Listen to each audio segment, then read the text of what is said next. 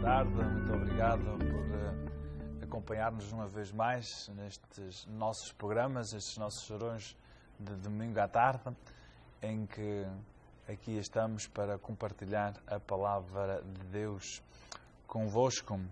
E desta vez com a ajuda, com o conhecimento e a sabedoria do Padre Pedro Cabral, que veio de São Miguel para servir a nossa comunidade aqui do Fresno. Boa tarde, Sr. Padre, como é que está? Muito boa tarde, Padre Isaac. Cá estamos mais uma vez, não é? Exatamente. Aqui a partilhar aquilo que dá razões de sentido à nossa vida, que é a palavra. E curiosamente estava a pensar agora que lindo dois pares de jarras está aqui, um de São Miguel e um da Terceira. Mas Vamos levar-nos sempre a um bom entendimento, não é? Sim, mas de longe sabemos qual é a jarra mais bonita. São Miguel, não é? Bem. Então, como pode-se ver, assim sempre boa disposição. É preciso. É preciso. Desanuviar um bocadinho também. Isso é verdade. E de certeza que gosta muito do nosso calor do vale, não é? É a primeira vez que penso... Bom, eu tive uma experiência no Egito de deserto. Foi a experiência mais aterrorizadora que eu tive com o calor. Aqui pensava que não fosse tanto, mas realmente é muito calor. Aqui não se pode viver sem a ventoinha ou ar-condicionado, não é? Pois ao princípio é sempre... Depois adaptamos-nos, não é? É. Apesar de não estar a sentir muita diferença nesta fase que vim cá, porque a Europa também está tudo a seca e faz muito sol, muito calor. São noites de muito calor, com aquela umidade típica dos Açores, mas o que nós estamos a viver hoje é qualquer coisa de anormal para os nossos padrões de clima, tanto nos Açores como por toda a Europa, não é? Pois. Tem ciclos, acontece. Hoje, domingo 30º, está quase a acabar. Está quase a acabar este ano litúrgico. Estamos a 28 de outubro. Hoje também é a festa da Nossa Senhora do Rosário, na cidade de Rilmar.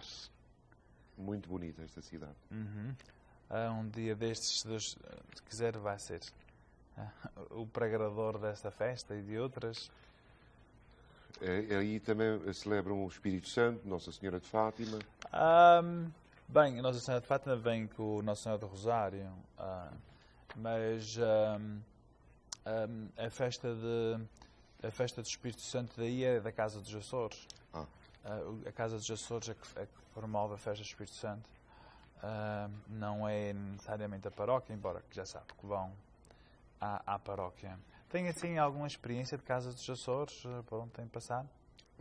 Não. Nunca lidei com casas com aquela tipologia de espécie de clube, não é? Casa açoriana, nunca tive. Mas aqui tem, não é só um clube, porque tem uma parte cultural, tem muitas vertentes. Aquela casa de Artísia, aquele LOL, é uma espécie de Casa dos Açores? Não. Por Casa dos Açores bem, eu não tenho assim tanto conhecimento de como é que funciona, mas é um instituto ligado com o governo dos Açores, é internacional, tem muito mais... tem uma história própria. Estatutos próprios. Estatutos, essa era a palavra que estava à procura. É assim um pouco diferente. Aqui nesta área só temos aquela Casa dos Açores. Eu acho que na Califórnia é só ali em Rio Mar. Em São Diego não tem Casa dos Açores? Eu acho que não, eu acho que é só aqui. Posso estar enganado. E São José? Não, é ali. Curioso que aí havia uma grande predominância de açorianos. Mas eu acho que é porque os açorianos em São José já estão cá há mais anos e a Casa dos Açores é uma coisa assim mais nova.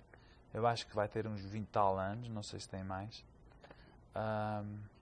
Porque são coisas que começou nos Açores, eu imagino, depois do 25 de Abril. Eu acho que antes disso não havia. Eu acho que em outras conversas que tem a Casa dos Açores no Algarve, que o senhor disse que o seu irmão participava. Sim, tem casa no Algarve, dos Açores, no Algarve, em Lisboa, no Porto, que eu também vivi no Porto, tinha uma Casa dos Açores. E chegou a frequentar? Não. Até não sei como é que aquilo organiza-se. Sei que há, de quando em quando, um lançamento de um livro, uma apresentação de um ator açoriano, para a divulgação da cultura açoriana. Tenho acompanhado pelas notícias locais que muitas vezes esses presidentes, assim que se pode dizer, das casas dos Açores, deslocam-se aos Açores para aqueles grandes congressos ou reúnem-se numa outra casa com essa tipologia. Há bem pouco tempo sei que houve grandes festividades na Casa dos Açores do Brasil, pelos 200 anos ou 250 anos da presença dos açorianos em Fortaleza. Sei que abriu-se há poucos anos uma casa no Uruguai, também Casa dos Açores. Somos uma raça que estamos espalhadas por este mundo, mundo afora. Né? Alguma vez esteve no Brasil? Nunca. Não? Já recebi muitos convites, até tem a ver com a minha especialidade. São Paulo tem uma grande biblioteca religiosa que está a servir ali 2 ou 3 universidades.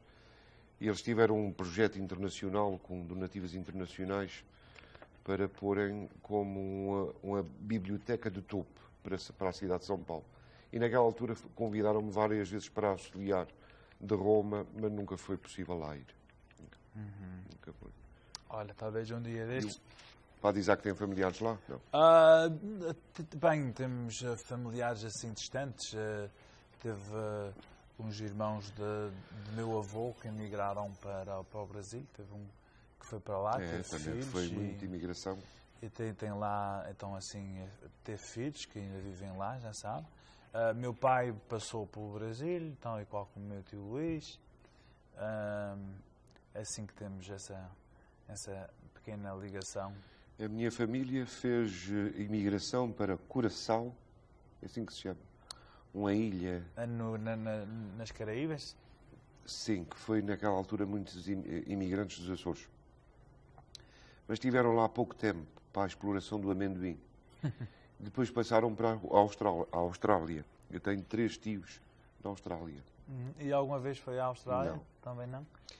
Perdeu-se o rastro também com essas famílias, porque essas famílias nem a gente foram para lá, nem eles vieram para cá. Então nunca mais regressaram à ilha? Olha, acontece. Não regressaram.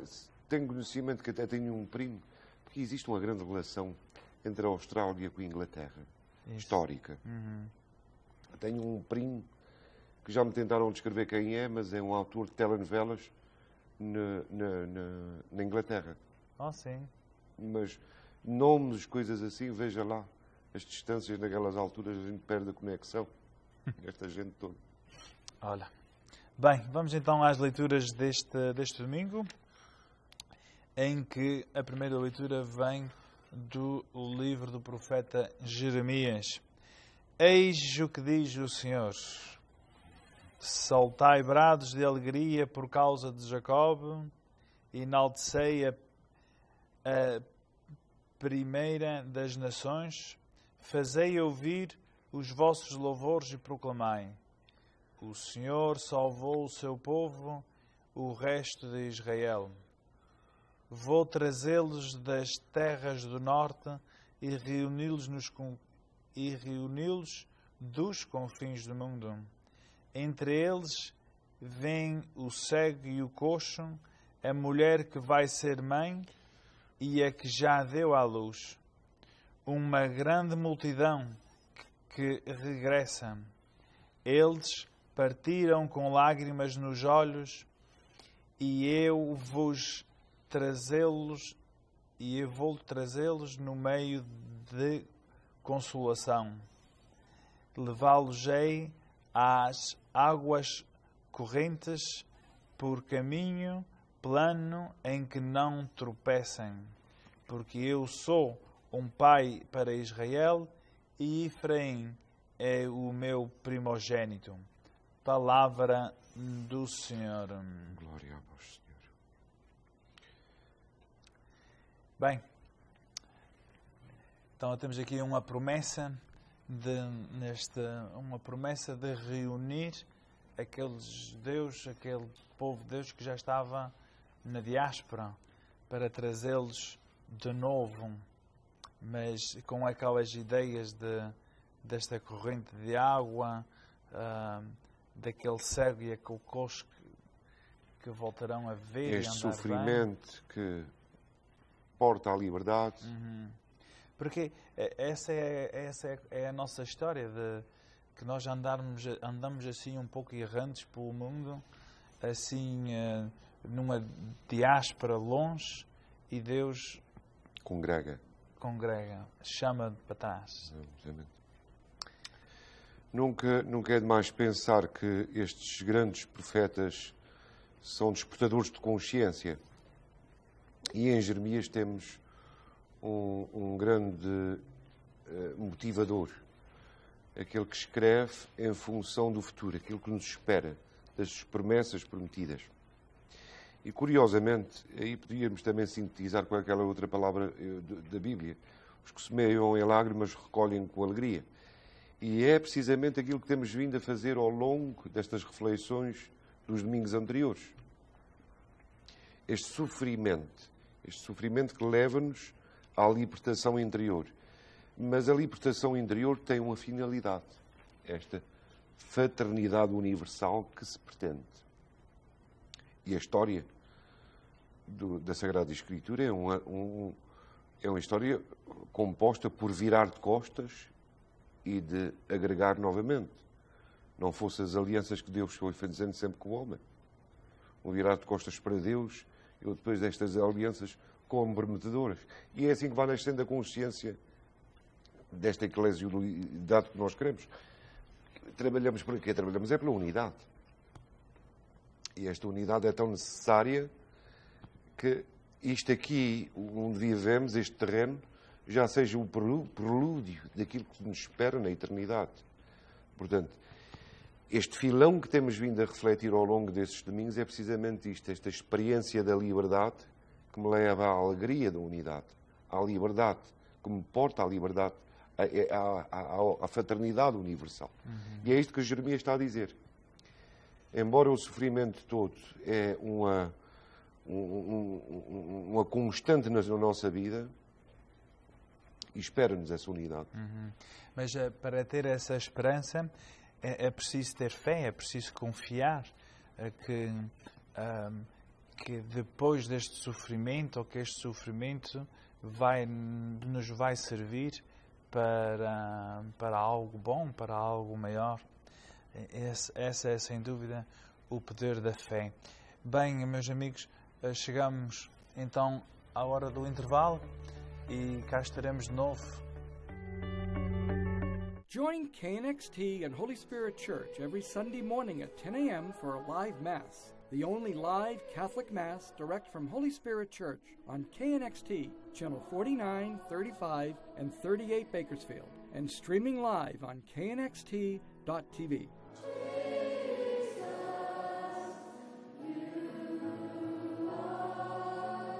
The first live Mass every Sunday at 10 a.m. on KNXT and knxt.tv. We're here before dawn. We're here at midnight. We're here when life begins, and here when it ends. We spend hours training, bonding, and earning their trust. We are their voices, their allies, and their advocates, now and in the future. This is not just our job. It's our passion. We are Fresno Chaffee Zoo.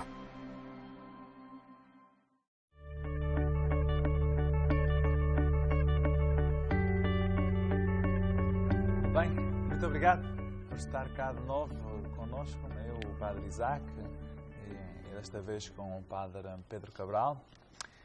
E na primeira leitura estávamos então falando de como, deste processo da fé, de ver a cruz como uma bênção e não como uma desgraça que temos que evitar a todo o custo. Porque isto faz parte, bem, talvez sempre fez, se a gente reparar bem, que Jesus nos propõe a cruz e o mundo propõe-nos a diversão, o gozo. Que também é outra cruz. mas uma cruz superficial, Isso. não é? Mas isso é que faz parte, eu acho que dos grandes pensamentos de hoje, a grande filosofia de hoje, é procurar todo o prazer possível e evitar todo o sofrimento possível, que é muito diferente do nosso pensamento cristão. Aliás, acrescentaria a isto, que esta belíssima visão que está a dar, que tudo o que se faz é para ocultar a teologia da cruz, a teologia de sofrimento. Aquele sofrimento espiritual que nos sana. E por isso é que o homem hoje é vazio de sentido. Sim. Até talvez, embora que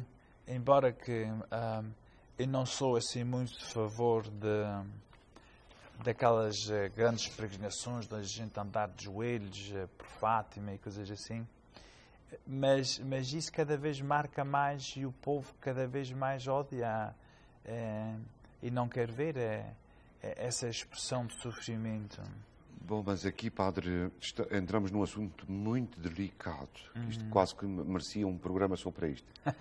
Porque não posso ajuizar em mim a forma do outro exercer a expiação dos seus males da forma como pratica. Bom, se havia alguém a flagelar-se e estar a perder litros de sangue, sou capaz de fazer tudo para parar de fazer aquilo. E o caminho não é aquele. Já bastou a redenção de Cristo na cruz. Agora, as formas como as pessoas se expressam dentro, por exemplo, da nossa realidade, da nossa cultura, em Fátima, nas nossas procissões, as caminhadas a pé e descalços, o espírito de sacrifício das romarias, por exemplo, quaresmais, o comer pão e água. Bom, eu posso não me identificar com aquela prática, mas não tenho o direito de ajuizar a forma como o outro expia o seu mal. Mas essa prática é cada vez mais mal vista pelo mundo, que só se preocupa com o prazer e evitar a dor e o sofrimento. Nem mais. Até pode ser que seja por isso que nós não temos aqui nenhum que se fixe com o corpo de Deus, porque isto cada vez choca e me choca mais, e até que dentro da teologia protestante, isto que aqui é um país protestante, ou maioritariamente protestante, isso faz cada vez mais parte da teologia moderna destas novas igrejas modernas, que é uma cruz sem redenção. Uma cruz sem redenção, uma cruz sem Jesus. Ou um Jesus sem cruz. Sem cruz. Exato. E é curioso que invoca e aponta, e tem a ver com as leituras que acabamos de escutar, ou a leitura de Jeremias. É verdade, o nosso símbolo do amor é um símbolo de tortura. Um símbolo provocador. Mas o que é? Esgota-se só aqui? Ficamos por aqui? Há mais qualquer coisa que muitas vezes na nossa memória curta nos esquecemos, quer dizer, esta regeneração de toda a humanidade atender para aquela universalidade, aquela fraternidade universal, é fazer-nos voltar a viver desta redenção que valeu o sofrimento de Cristo. Isso é um grande dilema dos dias de hoje, não há dúvida. É uma grande contradição dos nossos tempos. Bem, vamos então ao Evangelho deste domingo.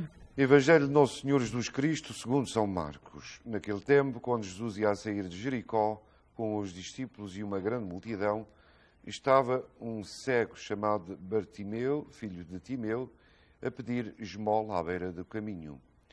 Ao ouvir dizer que era Jesus de Nazaré que passava, começou a gritar: Jesus, filho de David, tende piedade de mim. Muitos repreendiam-no para que se calasse, mas ele gritava cada vez mais: Filho de David, tende piedade de mim. Jesus parou e disse: Chamai-o. Chamaram então o cego e disseram-lhe: Coragem, levanta-te, que ele está a chamar-te. O cego atirou fora a capa, deu um salto e foi ter com Jesus. Jesus perguntou-lhe: Que queres que eu te faça? O cego respondeu-lhe: Mestre, que eu veja. Jesus disse-lhe: Vai, a tua fé te salvou. Logo ele recuperou a vista e seguiu Jesus pelo caminho. Palavra da salvação. Então, foi a fé que salvou este cego que arriscou em ir ao encontro com Jesus e até teve alguns certos obstáculos ao princípio, dos que encontrou dentro dos próprios apóstolos um obstáculo em chegar a Jesus, mas ele persiste. E isso é que faz parte do tema central. É uma fé persistente. Este excerto de São Marcos está muito bem feito. Veja que, e disse bem, é nesta persistência, é preciso persistir para alcançarmos aquilo que queremos. É precisamente isto, um Jesus que parece que não dá ouvidos no início e quer que ele confirme e reconfirme o seu chamamento, o seu apelo a Jesus. E a determinada altura, depois de passar aqueles obstáculos todos, chama-o, ele venha aqui a mim. Mas é precisamente neste processo de chamamento, de apelo, de persistência, que ele se vai curando. E como é que Jesus arremata a conversa? Como diz aqui, vai, a tua fé te salvou. Veja a riqueza, Padre Isaac, daquilo que Jesus nos ensina através dessa leitura. É tua. A iniciativa é tua. Porque muitas vezes nós fazemos da nossa religião uma espécie de espiritualidade mágica e queremos uns postos para lim-pim-pim para que as coisas aconteçam. Quando o poder está dentro de nós. A fé não é um barómetro que sobe e desce. Ela já foi impregnada. A nós, é o Senhor que deu-nos esta capacidade que me deu ao cego de ver, de abrir os olhos da alma, de abrir os olhos para confirmarmos e reconfirmarmos sempre nesta fé. Mas a iniciativa não é o Jesus que chega ali com a varina e cura e ele começa a ver. A cura está dentro de nós. O poder de Deus está dentro de nós. E este é que nos salva. Por iniciativa pessoal. Porque Jesus não está a dizer ali, vai, a minha fé que tens em mim salvou-te. O que é que ele está a dizer? É a tua fé. A tua fé. O teu trabalho, a tua persistência. E é isto, a grande mestria que Jesus nos ensina neste Evangelho. É a capacidade de eu, apesar dos caminhos percorridos neste mundo, ter as minhas escolhas dentro desta orientação do caminho da salvação. Não é fácil lá chegar. Muitas vezes é mais fácil se nós escolhemos os atalhos. E andamos como que cegos. Andamos como indigentes neste mundo. Com falta de Deus, pobres de Deus.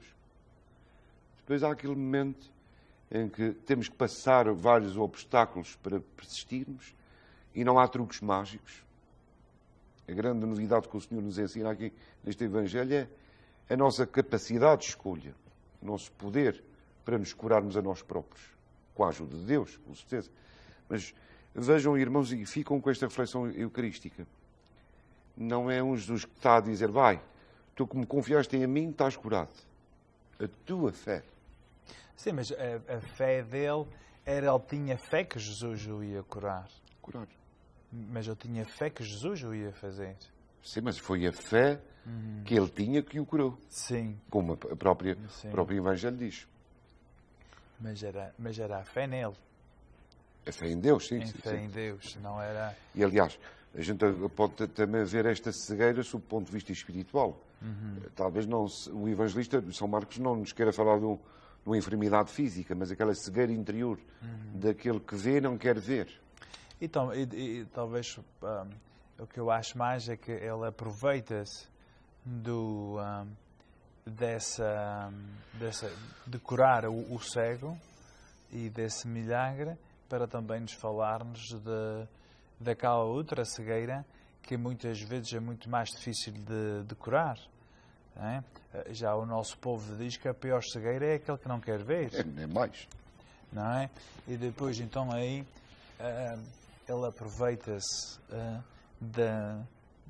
da cegueira do homem para falar-nos da cegueira que nós temos, todos nós temos. E dentro daquela cegueira é de não valorizar a fé e de não seguirmos aquele e de procurar aquele que tem a capacidade. E neste quadro cénico, ele está a tentar ver Jesus a passar. E às vezes a gente vê Jesus nas coisas e não o vemos. E é isto que podemos extrair desta leitura, é sentirmos Deus nas coisas, sentirmos Deus nas pessoas, para atuarmos para esta fraternidade universal que todos nós queremos. É assim, também se poderia dizer que ele encontra a sua cura pelo caminho, no caminhar. Nos desafios do dia-a-dia, com persistência. Enquanto que a nossa tendência é de querer encontrar Deus num sítio, numa oração, para resolver-me o problema de agora. Isto é a religiosidade mágica, que a gente pensa que Deus é como uma pastilha. Isso. A gente tem que tomar e a coisa fica curada. Isso é um grande obstáculo, sobretudo quando uma geração é mal formada e cresce numa casa assim, que para eles religião e fé é essa magia. É fácil ver como é que eles se perdem logo numa universidade com estas coisas modernas. E padre, se me permite, padre Isaac, uma das coisas que mais estudei com atenção foi, há uns anos, um artigo que estudava-se na Europa quem eram os povos mais supersticiosos da Europa. E chegou-se à conclusão que no topo estavam os irlandeses e a seguir os portugueses. Porque os portugueses até são católicos e vão à missa ao domingo, mas à segunda-feira vão à bruxa. E depois a gente tem todas aquelas magias que funcionam como uma espécie de menzinha a complementar esta má fé que se vai alimentando. Isso não é só um problema dos nossos portugueses, é um problema de tantas outras culturas. Religiões. E é uma coisa interessante porque não há ninguém mais contra a substituição do que a Igreja. E tantas vezes, boa gente cai nessas tentações. Bem, meus amigos, chegou então o fim. Basta dizer muito obrigado pela sua companhia e que Deus abençoe.